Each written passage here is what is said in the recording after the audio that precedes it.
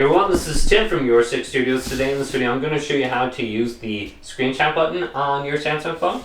So if you go on to the top right here and scroll on down, there's actually a button you can use for screenshots.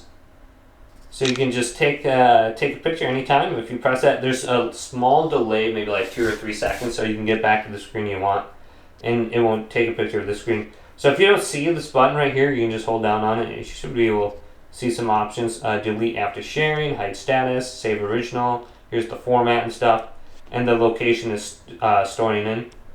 Now to get here, just scroll on down, screenshot button, go to the edit option up here, go to edit if you don't see it, and it should be under available buttons. So look for screenshot under here, scroll to the next page, screenshot, and then you just want to tap it. Well, here's an option right here, screenshot.